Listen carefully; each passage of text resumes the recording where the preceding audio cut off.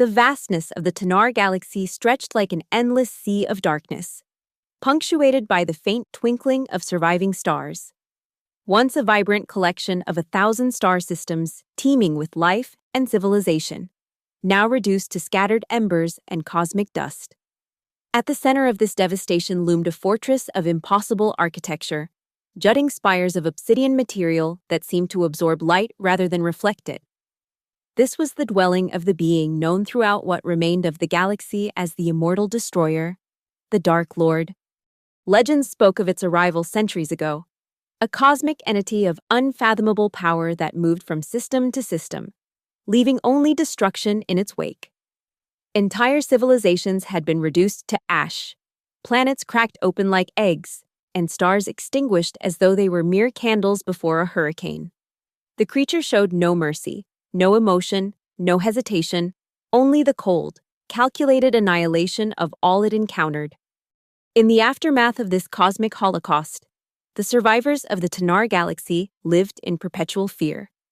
They whispered tales of the destroyer's unstoppable rampage, but also of something else, a strange rumor that had begun to circulate in recent decades. Some claimed that the sounds of sorrow could sometimes be heard echoing through the void, emanating from the dark fortress. The notion that the harbinger of such destruction could experience loneliness or regret seemed absurd to most, a foolish fairy tale told to give false hope. On what remained of Stellaris Prime, once the jewel of the galaxy and now a refugee haven, the Galactic Council met in their underground chambers.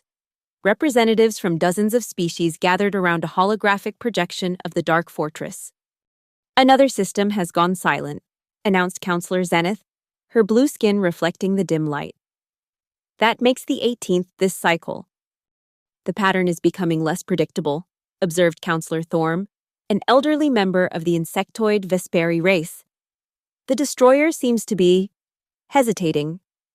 "Hesitating," scoffed General Dax, the military commander of what remained of the Terran forces. "That thing doesn't hesitate. It doesn't feel. It doesn't think like we do. It only destroys." In the back of the chamber, a young scientist named Nova listened intently. Unlike most of the representatives who had lost everything to the Immortal Destroyer, Nova had been born after the Great Devastation began. She had never known a galaxy at peace, had never seen many of the worlds that now existed only in historical archives. She had dedicated her life to understanding the entity that had shaped her reality. "What if there's more to it?" she asked, drawing surprised looks from the council members. "The anomalous readings from our probes suggest complex energy patterns emanating from the fortress. Patterns consistent with, well, with what we might call emotions." General Dax laughed bitterly. "Emotions? That thing has obliterated thousands of worlds. What emotion could possibly drive such horror?" Nova stepped forward, undeterred. "That's precisely what I intend to find out." The council erupted in protests, but Nova had already made her decision. In the following days, she prepared a small probe vessel, one that could slip past the devastated defensive perimeters that surrounded the Dark Fortress. "This is madness," her colleague Vex warned as she programmed the final sequences. "What do you hope to achieve?" Nova smiled faintly. "Understanding. Every being in the universe responds to something. Even the most destructive forces have origins, have triggers." She pressed a button on the console, and a soft melody began to play. "Music is universal. It transcends language, culture, even species.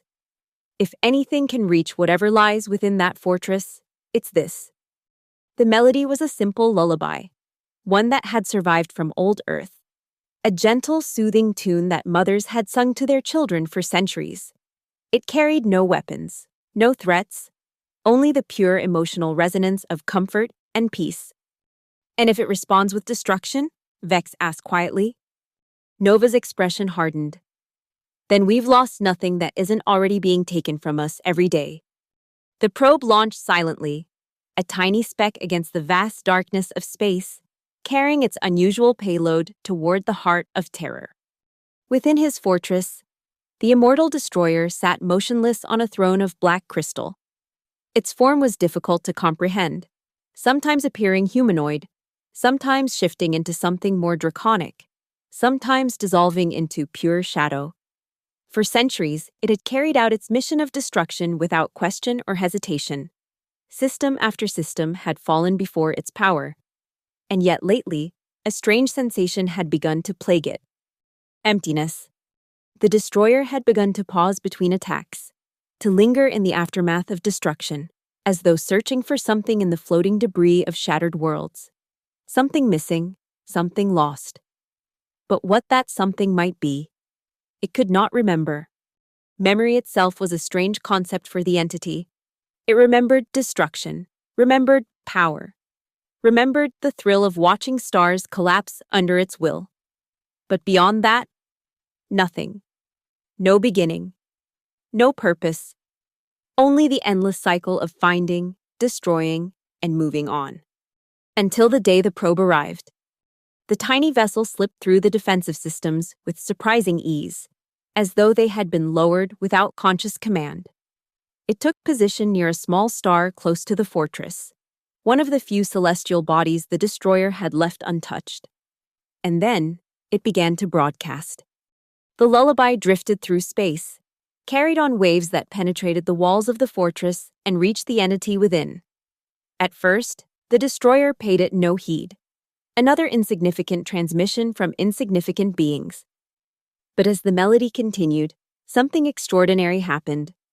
The small star near the fortress, which had been dim and unremarkable for millennia, suddenly flared with new life. Its corona expanded, colors shifting through the spectrum in perfect harmony with the music's rhythm. It was as though the star itself was responding to the lullaby, dancing to its gentle cadence. Inside the fortress, the destroyer rose from its throne, its form solidifying into a more distinctly draconic shape as it approached the observation portal. It watched the star's impossible behavior with something akin to confusion, an emotion it had not experienced in eons. And deep within the core of its being, something stirred, a fragment, a shard of memory, a voice, soft and gentle, a face, blurred but warm, the sensation of being small, protected, beloved.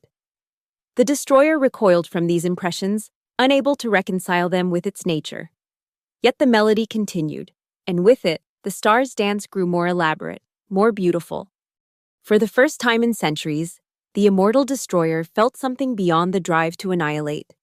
It felt curiosity. With a thought, it dispatched its servants, shadow entities that functioned as extensions of its will, to trace the origin of the music. The lullaby had awakened something, and the destroyer would not rest until it understood what. On Stellaris Prime, Nova waited anxiously for any response from her probe. Days passed with no sign of reaction from the fortress, though the instruments detected the star's unusual behavior. "It's working," she whispered to herself. "Somehow, it's working." Then, without warning, every alarm in the monitoring station began to blare. The probe had detected movement, massive energy signatures departing the fortress.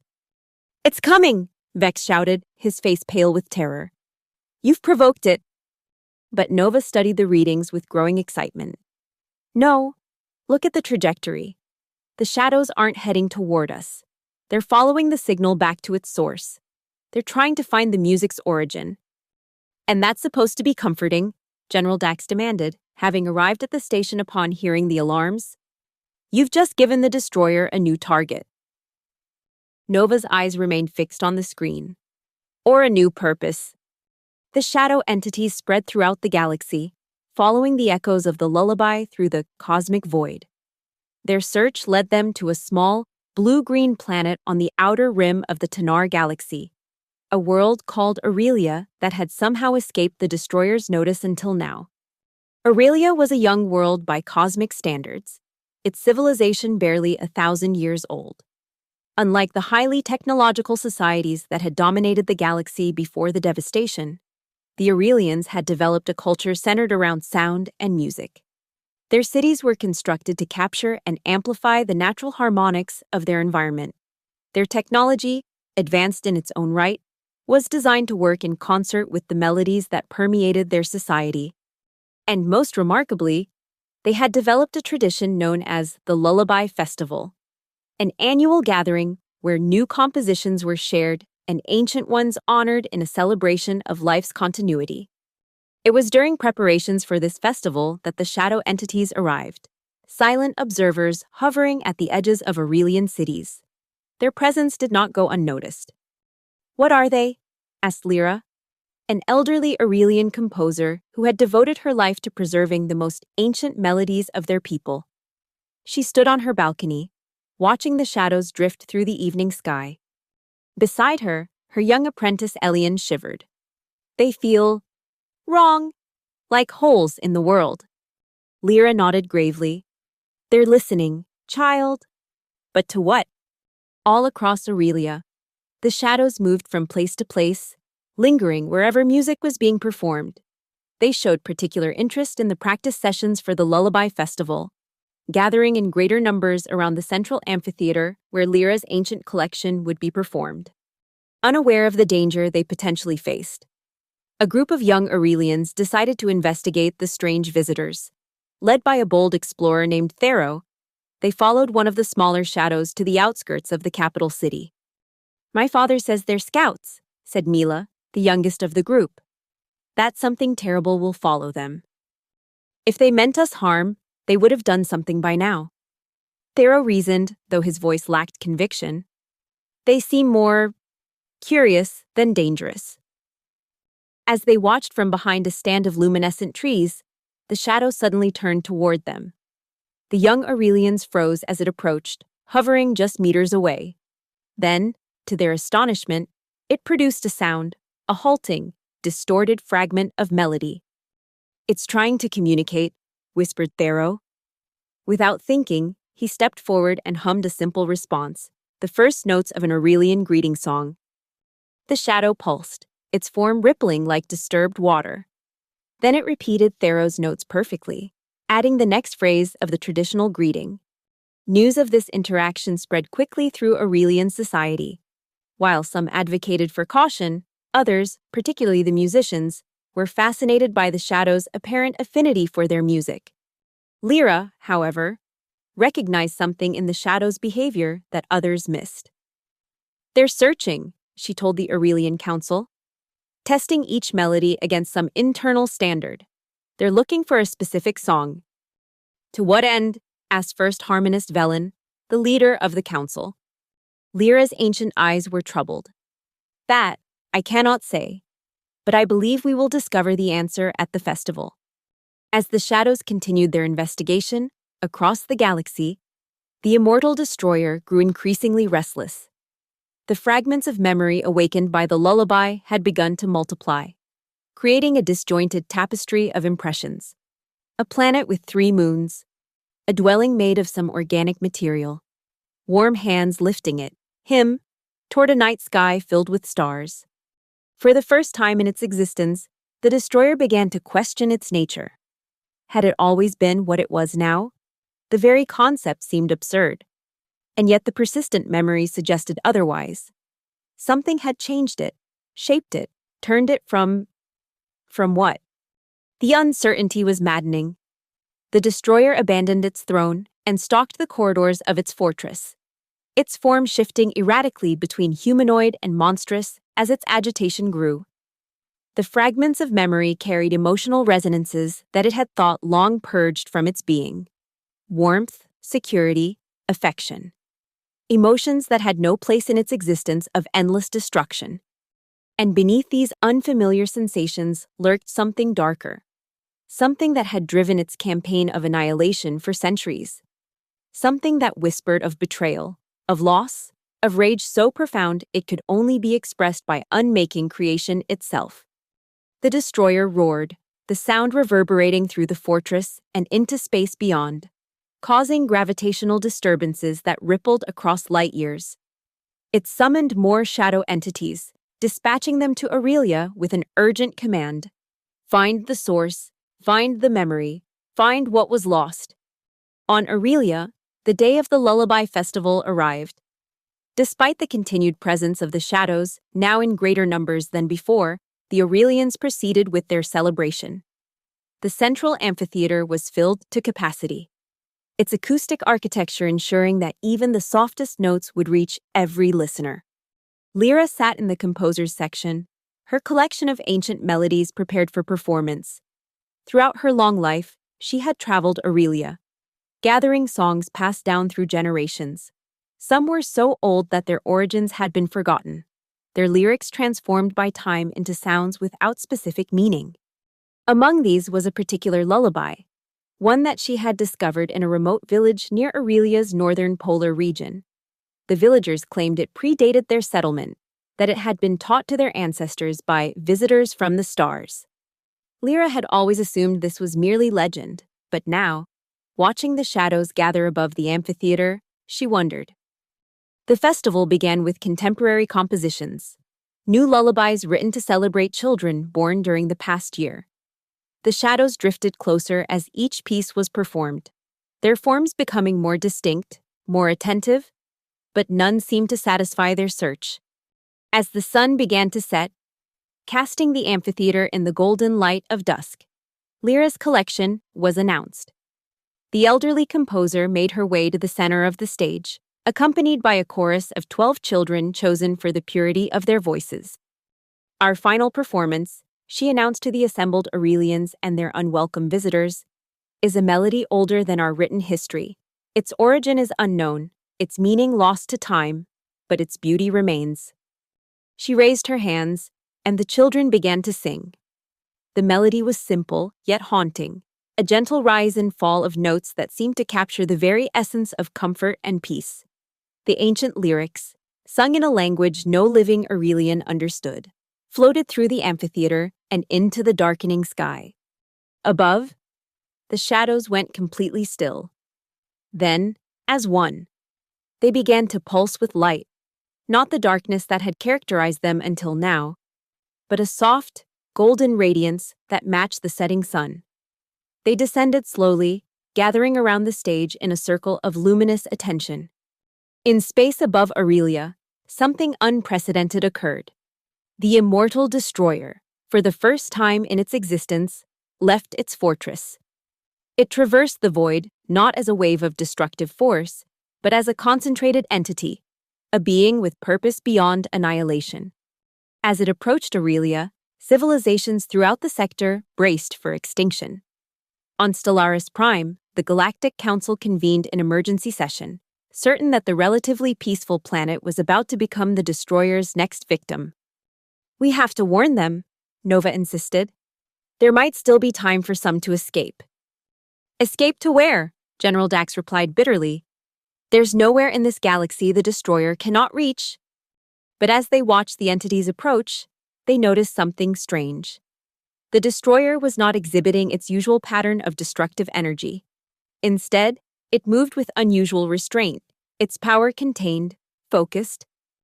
"It's not attacking," Counselor Zenith observed with disbelief. "It's listening." On Aurelia, the festival continued, unaware of the cosmic horror approaching their world. Lyra's ancient lullaby reached its middle section, a bridge of descending notes that seemed to speak of night falling gently upon a peaceful land. The shadows surrounding the stage had begun to sway in perfect unison with the melody, their golden light intensifying. It was at this moment that the sky above the amphitheater darkened, not with clouds, but with the presence of something vast and terrible. The singing faltered as Aurelians looked up in terror at the shape blotting out the stars, a form both draconic and humanoid, wreathed in cosmic energy and older than civilization itself. The Immortal destroyer had arrived. Panic erupted in the amphitheater. People ran for exits, children screamed, and the festival collapsed into chaos. Only Lyra remained calm, her ancient eyes fixed on the entity hovering above them. "Continue," she commanded her chorus, her voice cutting through the panic. The song must be completed. Trembling but obedient, the children resumed singing, their young voices somehow carrying above the commotion. The melody reached toward its conclusion, the final verses describing a guardian watching over sleeping innocents. and the destroyer descended. Its approach caused the very air to vibrate, pressure building as though the atmosphere itself rebelled against the entity's presence. The fleeing Aurelians fell to their knees, overcome by the sheer weight of ancient power bearing down upon them. The shadow entities formed a protective circle around Lyra and her chorus, their golden light a barrier between the children and their master. The destroyer touched down upon the stage, its form solidifying into something almost comprehensible. A towering figure with features that seemed almost sad. It reached out toward Lyra, who stood her ground with remarkable courage. "You know this song," she said. It wasn't a question. The entity made no response, but its attention shifted to the children, who continued to sing despite their terror. As the lullaby reached its final notes, something extraordinary happened. A tremor passed through the destroyer's form, and from its eyes that had witnessed the birth and death of stars, fell a single tear. That tear, a droplet of cosmic energy more concentrated than anything known to science, struck the stage at Lyra's feet. Where it touched, the wood transformed, molecules rearranging into a new substance that began to glow with the same golden light as the shadow entities. And then, the destroyer spoke. Its voice was like the collision of galaxies, deep and powerful enough to shake the foundations of reality. "I remember." Throughout the Tanar galaxy, an impossible phenomenon began to occur. On worlds that had been reduced to barren rock by the destroyer's rampage, tiny points of golden light appeared. These pinpricks of radiance spread, joining together, forming networks of energy that pulsed in rhythm with the completed lullaby. On Stellaris Prime, Nova stared in disbelief at the readings from the monitoring stations. "The dead systems," she whispered. "They're regenerating." The lullaby had awakened more than memory in the immortal destroyer. It had activated a power that had lain dormant for millennia. The power not to unmake, but to create, to heal, to restore. Back on Aurelia, the entity known as the destroyer gazed down at Lyra. "You have preserved what I had forgotten," it said, its voice now less overwhelming, more focused. "The song of my creation." "Tell us," Lyra urged gently. And so, the being that had brought devastation to 1,000 star systems shared its story. Ages ago, when the Tanar galaxy was young, it had been created as a guardian, a protector imbued with the power to maintain cosmic balance. Its creators, an ancient race whose name had been lost to time, had instilled within it the capacity for both destruction and creation, understanding that both were necessary for the universe's evolution. To ensure it remembered its purpose, they had encoded a failsafe, the lullaby, a melody that contained, in its harmonic structure, the key to awakening its full consciousness should it ever become corrupted or lost. But something happened. The entity continued, its form becoming more stable, more defined as it spoke. A cosmic event, a tear in reality. Through it came darkness.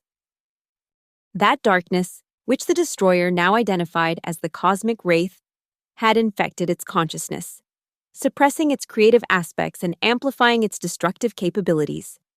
For millennia, it had operated as an incomplete being, fulfilling only half of its intended function. "The lullaby was meant to remind me," it said, looking at the children who had sung the ancient melody, "to wake me from the nightmare." As it spoke, more tears fell, each one striking the ground and spreading the golden transformation. All across Aurelia, plants began to grow at accelerated rates, blooming with flowers that had never been seen before. The very air seemed to become clearer, richer, filled with the energy of renewal. And in space above, the small star that had danced to the lullaby days before suddenly flared with new brilliance, its light reaching across the void to touch the 1,000 devastated systems of the Tanar galaxy. The regeneration had begun. In the days that followed, the being once known as the Immortal Destroyer remained on Aurelia. It worked closely with Lyra and the other Aurelian musicians to recover more of the encoded knowledge hidden within their ancient melodies. Each recovered fragment helped to strengthen its resistance against the cosmic wraith's influence, which still lurked at the edges of its consciousness. Across the galaxy, the shadow entities, now revealed to be extensions of the Guardian's creative aspect, spread to the devastated worlds, carrying the regenerative energy triggered by the lullaby. Barren planets began to develop atmospheres, dead seas filled with water. The cosmic balance, disrupted for so long, slowly began to restore itself. On Stellaris Prime, the Galactic Council watched these developments with cautious optimism. Many, like General Dax, remained skeptical, convinced that the destroyer's apparent redemption was merely a prelude to some greater devastation. Others, led by Nova, advocated for establishing communication with the entity and the Aurelians. If what we're observing is real, Nova argued, then we're witnessing the greatest cosmic transformation in recorded history. We need to understand it, to be part of it. After much debate, a delegation was formed, with Nova as its scientific lead. Their ship approached Aurelia with extreme caution, half expecting to be obliterated at any moment. Instead, they were met by an escort of shadow entities, now glowing with golden light, who guided them safely to the planet's surface. There, in a newly constructed amphitheater formed from the transformed material of the destroyer's tears, representatives of the galaxy's surviving civilizations came face to face with the being that had nearly annihilated them. You have reason to fear me, the entity acknowledged, its form now permanently stabilized as a majestic, draconic figure with humanoid aspects. I cannot undo the suffering I have caused, but I offer what I can: restoration, protection, and a pledge that the balance will be maintained. The negotiations were tense, complex, and extended over many cycles. Trust, once shattered, could not be easily rebuilt. But as the evidence of regeneration became impossible to ignore, even the most skeptical began to accept that a fundamental change had occurred.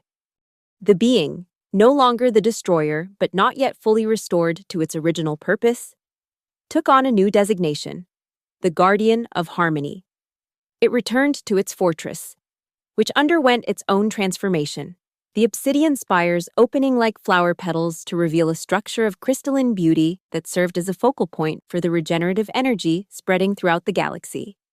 Lyra, despite her advanced age, worked tirelessly with musicians from across the recovered worlds to create a new library of cosmic harmonies, songs that would help maintain the balance and prevent the return of the cosmic wraith's influence. Her apprentice Elian showed particular talent for this work, developing melodies that seemed to accelerate the healing process on the most devastated planets. Thero and his young friends, whose curiosity had first established communication with the shadow entities, became the first of a new order of cosmic stewards, beings who would work alongside the Guardian to ensure that the balance between creation and destruction was properly maintained.